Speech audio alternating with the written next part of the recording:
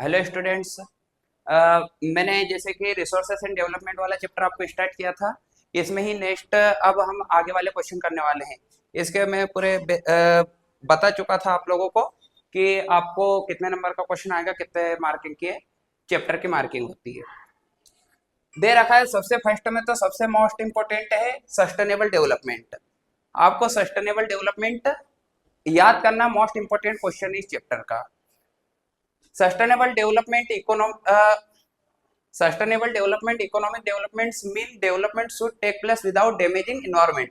अपने को इन्वायरमेंट को विदाउट डैमेजिंग यहाँ पर डेवलपमेंट करना, उसको सस्टेनेबल डेवलपमेंट बोला जाता है।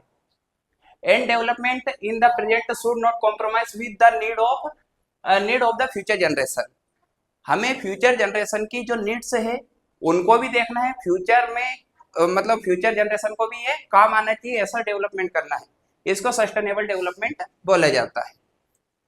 नेक्स्ट दे रखा है आपको रियो डी जेनेरो अर्थ समिट 1992। ये क्या होता है? ये भी बहुत मोस्ट इंपोर्टेंट क्वेश्चन है। तो रियो डी जेनेरो अर्थ समिट 1992 में क्या हुआ था? इस समिट का करने का क्या प्रोविजन रहा था? तो हम इसको पढ़ना स्टार्ट करते हैं। इन जून 1992 में यह अर्थ समिट होती है। More than 100 head of the states met in Rio de Janeiro in Brazil. Brazil में रियो डी जेनेरो करके एक देश है, सॉरी एक शहर है, जहां पर ये फर्स्ट इंटरनेशनल अर्थ समिट हुआ था। The summit was convent for addressing urgent problem of environment protection and socio economic development at the global level. पूरे वर्ल्ड लेवल पर जो अर्थ में जो भी इन्वायरमेंटल जो प्रॉब्लम देखी जा रही थी, उसकी वजह से कि हम इसको कैसे प्रोटेक्ट कर सकते हैं, अर्थ को कैसे प्रोटेक्ट कर सकते हैं, और इन्वायरमेंटल प्रोटेक्शन और सोशियो इकोनॉमिक डेवलपमेंट कैसे कर सकते हैं, ये अर्थ समिट में ये बातें रखी गई थी। द असेंबल्ड लीडर, जो सभा में जो लीडर्स थे, sign the declaration of the global climatic change. उस टाइम क्या हुआ था? ग्लोबल क्लाइमेटिक चेंज आया था, जो कि biological diversity, the Rio convention endorse the global forest and principle adopted agenda 21। और सभी डिपार्टमेंट्स ने या सभी लोगों ने एक एजेंडा बनाया था, agenda 21 for achieving sustainable development in the 21st century. हम 21st सेंचुरी तक क्या कर लेंगे? सस्टेनेबल डेवलपमेंट कर लेंगे, और जो कि हमें मतलब विदाउट डैमेजिंग इन्वायरमेंट को बिना कोई नुकसान पहुंचाए। ये वाली अर्थ समिट आपको याद करना है, 1992 में हुआ था जो। अगला है व्हाट इज एजेंडा 21। एक क्वेश्चन बनेगा आप लोगों को, व्हाट इज एजेंडा 21। एजेंडा 21 क्या होता है? तो it is the declaration by the world leaders in 1992 at the United nation conference. United nation की कॉन्फ्रेंस होती है ऑन इन्वायरमेंट डेवलपमेंट यूएनसीईडी करके दे रखा है इसका शॉर्ट फॉर्म, और इसका कभी कभार ऑब्जेक्टिव में फुल फॉर्म भी पूछ लिया जाता है। Which took place at Rio de Janeiro, जो रियो डी जेनेरो में हुआ था, जो कि हमने अभी ऊपर पढ़ा है earth summit. It aim at achieving global sustainable development, कि पूरे वर्ल्ड लेवल पर हमें एक सस्टेनेबल डेवलपमेंट करना है। It is an agenda to combat environmental damage poverty disease through global cooperation on common interest. मतलब सभी को समान भागीदारी निभानी है इसमें, mutual needs and shared responsibility, और सभी को एक रिस्पॉन्सिबिलिटी दी जाएगी, जिसकी वजह से हम 21st सेंचुरी तक एक सस्टेनेबल डेवलपमेंट प्राप्त कर लेंगे। One major objective of the agenda 21 is that every local government should draw this on local agenda 21। हर एक लोकल गवर्नमेंट को एक टारगेट दिया गया था, जिससे कि सबने अपना अपना लोकल एजेंडा 21 बना लिया था, कि हम विदाउट इन्वायरमेंट डैमेजिंग हम एक सस्टेनेबल डेवलपमेंट प्राप्त कर लेंगे। एजेंडा 21 पे वही है। अगला क्वेश्चन दे रखा है, ये मोस्ट इंपोर्टेंट क्वेश्चन करवा रहा हूं मैं इन चैप्टर से। Right difference between renewable and non renewable resource. Renewable resource और नॉन रिन्यूएबल रिसोर्स में क्या डिफरेंस है? तो सबसे पहला तो दे रखा है दिस रिसोर्स आर रिन्यू और रिप्लेनिश्ड। अगर ये भी ना लिखो, सिर्फ ये लिख देना renew, renew by nature in a short span of time, मतलब एक शॉर्ट टाइम में रिन्यू हो जाते हैं, उनको रिन्यूएबल रिसोर्स बोलते हैं। नॉन रिन्यूएबल रिसोर्स क्या होता है? This resource may not be replenished, या रिन्यूड भी लिख सकते हो, रिप्लेनिश्ड बाय नेचर, और take very long geological time to be form again, मतलब इनको बनने में बहुत ज्यादा टाइम लगता है, जैसे हजारों साल लग जाते हैं जिनको बनने में, जैसे कोल, पेट्रोलियम वगैरह। This resource are inexhaustible like solar energy, water, ये रिन्यू होते रहते हैं, जैसे सोलर एनर्जी, वाटर दे रखा है, ये बहुत जल्दी से रिन्यू होते हैं। This resource are exhausted after use, इनका यूज करने के बाद इनको वापस प्राप्त नहीं किया जा सकता, जैसे फॉसिल फ्यूल होते हैं। Renewable resource can be divided into continuous और फ्लो, इनको हम डिवाइडेड भी कर सकते हैं इनकी कंटिन्यूटी के बेसिस पर। अगला दे रखा है नॉन रिन्यूएबल रिसोर्स, थोड़ा सा स्पेस देना है यहाँ पर। Non renewable resources can be divided into recyclable और नॉन रिसाइकेबल, एक तो रिसाइकेबल कैटेगरी में डिवाइडेड कर सकते हैं, एक नॉन रिसाइकल कैटेगरी में डिवाइडेड कर सकते हैं, दो कैटेगरीज में ये भी डिवाइडेड हो जाएंगे। This resource are available in evidence, ये लार्ज क्वांटिटी में अवेलेबल है हमारी अर्थ पर। और दिस जो रिन्यूएबल रिसोर्स है, जो नॉन रिन्यूएबल रिसोर्स है, this resource are limited in nature, एक लिमिटेड मात्रा में अवेलेबल है हमारे पास, जो नॉन रिन्यूएबल रिसोर्स में आता है। अगला दे रखा है right a short note on soil erosion, soil erosion के ऊपर आपको एक शॉर्ट नोट लिखना है, तो आप इसको जो दे रखा है, जैसे the process of removal of upper layer of the land is called soil erosion, जो अर्थ के ऊपर, मतलब जो सॉइल की ऊपर वाली जो परत है, ऊपर वाली लेयर, अपर लेयर उड़ जाती है या वो उसका रिमूव हो जाना, सॉइल इरोशन कहलाता है।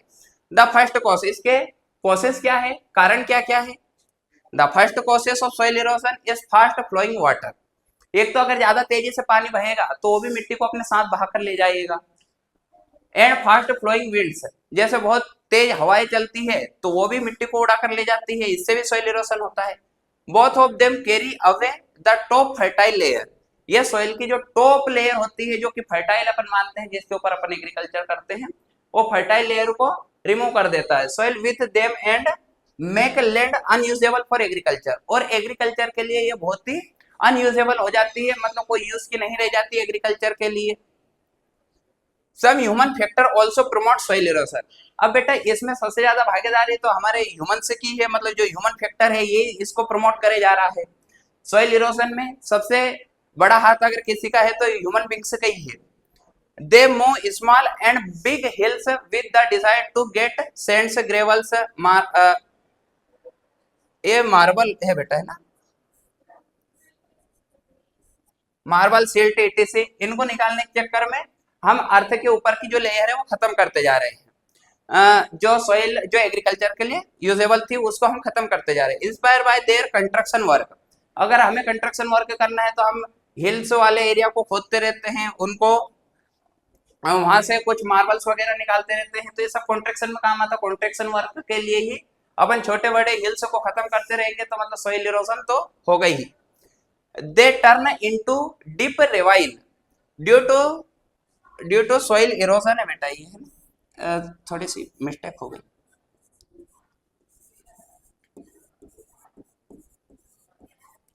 Due to soil erosion there is a great destructive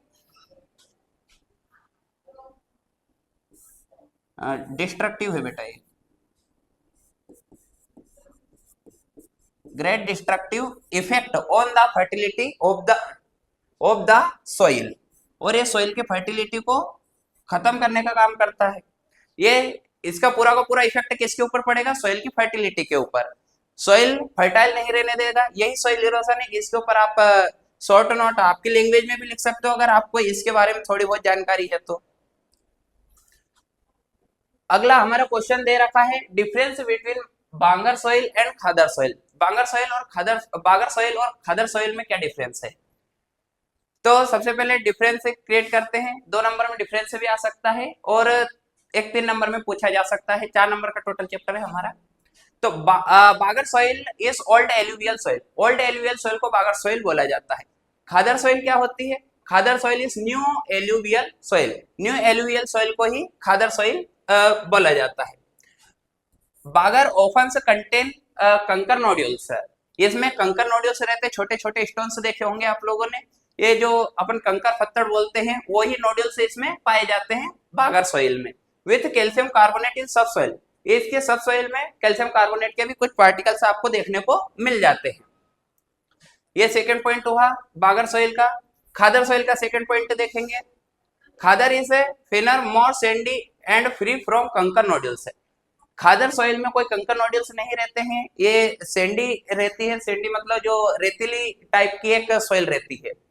अगला दे रखा है बागर इज नॉट रिन्यू फ्रिक्वेंटली, ये इतनी जल्दी रिन्यू नहीं होती, बागर सॉइल इतनी जल्दी रिन्यू नहीं होती है। Hence it is less fertile, और अगर इसमें कंकर नोड्यूल्स रहेंगे, कंकर नोड्यूल्स रहेंगे, कैल्शियम कार्बोनेट से के नोड्यूल्स रहेंगे, तो इसमें इतनी ज्यादा फर्टिलिटी भी नहीं रहेगी। अगला दे रखा है खादर इज अ रिन्यू फ्रिक्वेंटली, ये बहुत जल्दी रिन्यू होती है khadar soil.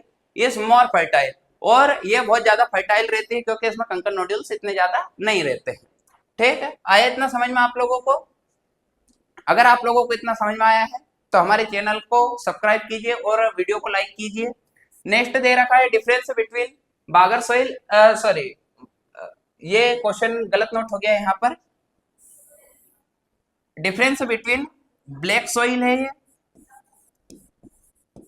Black soil and laterite soil.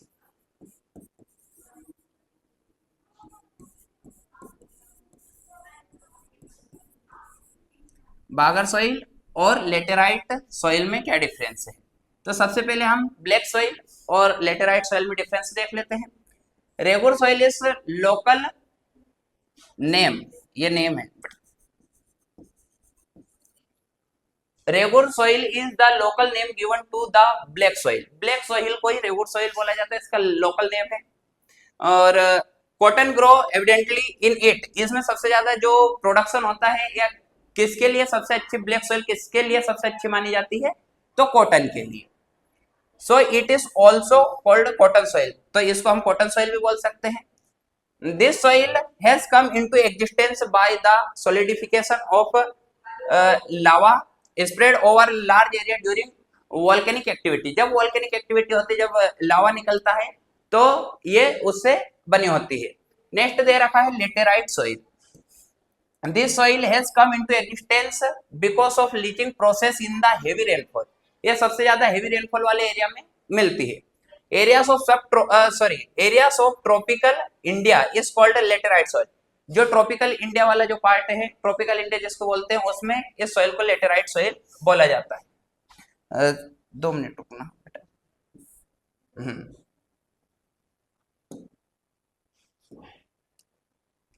इसको लेटेराइट सॉइल बोला जाता है। This soil is very fertile, black soil बहुत ज्यादा फर्टाइल होती है। There is no need for manuring, इसमें इतने ज्यादा मैन्योरिंग की, इतने ज्यादा फर्टिलाइजर्स देने की कोई आवश्यकता नहीं होती है। It is less fertile, laterite soil क्या होती है? ये बहुत ही कम फर्टाइल होती है। Only grow in grass evidently, यहाँ पर सिर्फ घास ही आसानी से उग सकता है। During the dry region is develop cracks and during rains become sticky, यहाँ पर जो रेन्स होती है ये ड्राई रीजन में ये सूख जाती है। अगला दे रखा है this soil is neither develops cracks in the dry season nor sticky during in the wet season, और ज्यादा स्टिकी भी नहीं रहती है। अगला क्वेश्चन दे रखा है हमें which type of soil found in the river deltas of the east coast होगा बेटा, ये of the east coast. East coast what are the 3 main characteristic, तो इसके 3 मेन कैरेक्टरिस्टिक्स हमें लिखना है। Alluvial soil is found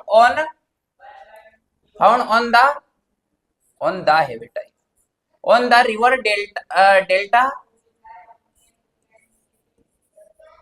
on the river delta the fourth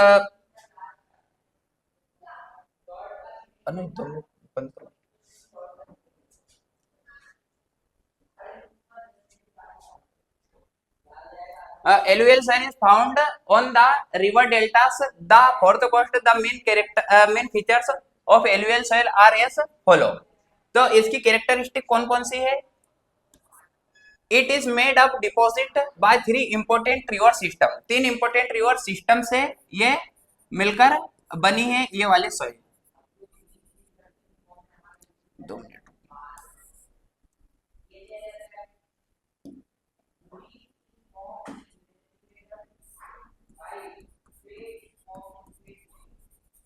of Himalayas, Himalayas में से जो 3 मेन रिवर निकली है उनसे मिलकर ये बनी है। The Indus, the Ganga and the Brahmaputra river. different proportion of sands, silt, clay are found in the alluvial soil. As we move up valley from the mouth of the river, the size of the soil particle increase. और ये soil को particle को increase करने का काम करती है। alluvial soil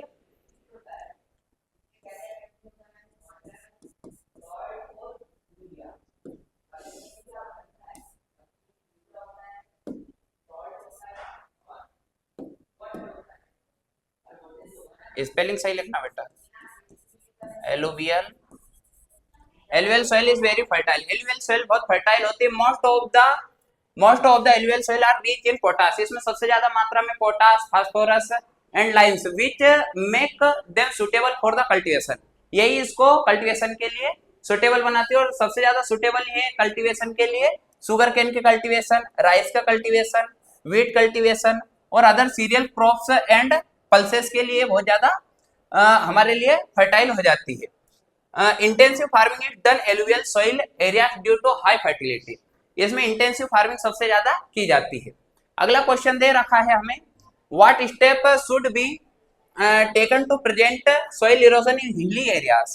जो हिली एरियाज है वहां पर हम जो सॉइल इरोजन है वो कैसे रोक सकते हैं। तो the following measure can be taken to prevent soil erosion, ensure soil conservation. इसको हम सॉइल प्रिवेंट कर सकते हैं, सॉइल को प्रिवेंटिव कर सकते हैं, सॉइल का कंजर्वेशन भी कर सकते हैं। इसके लिए कौन कौन सी स्टेप्स अपनाई जाती है? तो सबसे पहले तो आपको स्टेप्स के नाम याद होना चाहिए। तो टेरेस फार्मिंग, दूसरा शेल्टर बेल्ट, कॉन्टूर प्लगिंग और स्ट्रिप क्रॉपिंग और कंस्ट्रक्शन ऑफ डैम्स। इसमें से आपको अगर याद करना है terrace farming, construction of dams और शेल्टर बेल्ट, ये 2-3 याद कर लेना। मैंने 5 लिख कर दिए हैं आपको, तो इसमें से आपको 2-3 याद करना है। तो terrace farming on hilly slopes, terrace act as bunds and prevent the soil from being washed away by running water. अगर हम टेरेस फार्मिंग करेंगे तो जो रनिंग वाटर है उससे सॉइल इरोज थोड़ा कम होगा। Terrace farming is practice with successful result in Japan and south east Asia and USA. सबसे ज्यादा अगर इसको देखा जाए प्रैक्टिस में कहां पर लाया गया है? जापान में, साउथ ईस्ट एशिया में और यूएसए में। Shelter belt, peasant plant trees in several rows to reduce wind erosion. अगर एक रो में हम प्लांटेशन करेंगे तो हम जो सॉइल का इरोजन होने से बचा सकते हैं। They are called wind breaks, ये विंड को ब्रेक करने का काम करती है। अगला contour ploughing, ploughing along contour on a slope prevent soil being washed away by rain और बाय सरफेस रन ऑफ। ये रेन से क्या होती है? सरफेस होती है, सरफेस मतलब वाट होती है, सॉरी, और surface run off. Contour act like bunds, terrace are levelled into step like small field with even slopes. हम स्लोप्स में यहाँ पर खेती कर सकते हैं स्टेप बाय स्टेप, जैसे हिल वाले एरिया पर हम खेती करते हैं, एग्रीकल्चर करते हैं। Contour ploughing is common in countries like Japan, चीन, some of south east Asian countries. और जो साउथ ईस्ट एशियन कंट्रीज है वहां पर भी इसको प्रैक्टिस में लाया जाता है। अगला strip cropping, in this system crops are grown in alternate strips of land in order to check the effect of the winds, जिससे विंड के ऊपर विंड का इफेक्ट रहे। In between the crops strip of grass are grown. हम अगर एक जैसे बगीचा वगैरह लगाते हैं ना, वहां पर इस स्ट्रिप क्रॉपिंग को कर सकते हैं। अगला है construction of dams, rivers are known to cause soil erosion. अगर नदियों के कारण भी होता है, जो सॉइल इरोजन है नदियों के कारण भी होता है, क्योंकि फास्ट फ्लोइंग अगर वाटर जाएगा, फ्लो होगा, तो ये अपने साथ मिट्टी को बहाकर ले जाएगा। तो हमें डैम्स बनाना चाहिए। डैम्स आर बिल्ट इन, ये थोड़ा दूर दूर लिखना बेटा, built in the upper course of the river order to control the soil erosion, soil control the erosion of soil. तो ये सॉइल को इरोज करने का काम करेगा, सॉइल इरोजन को रोकने का काम करेगा। कंस्ट्रक्शन ऑफ डैम्स, हमें डैम्स भी बनाना चाहिए। उम्मीद करता हूं आप लोगों को इतना चैप्टर अच्छे से समझ में आया होगा। इसमें मोस्ट इंपोर्टेंट क्वेश्चन यही है, आप इतने क्वेश्चन कर लीजिए आपका पूरा चैप्टर कंप्लीट हो जाएगा। और नेक्स्ट अब हम लाइव क्लास स्टार्ट करने वाले हैं। रात को 9 बजे से 9:30 बजे तक हमारी लाइव क्लासेस होगी, और जिसमें कि मैं आपको पहले चैप्टर की पूरी थ्योरी समझा दूंगा। मात्र 10 से 15 मिनट का क्लास रहेगा, जिसमें आपको पूरे चैप्टर की थ्योरी समझा दी जाएगी, और उससे रिलेटेड उसके दूसरे दिन उस चैप्टर के क्वेश्चन भी करा दिए जाएंगे। उम्मीद करता हूँ आपको इतनी क्लास भी समझ में आई होगी। और आगे हम अब स्टार्ट करने वाले नेक्स्ट वाला जो हमारा सब्जेक्ट या हमारी जो बुक है वो सिविक्स हम स्टार्ट करने वाले हैं। तो थैंक यू।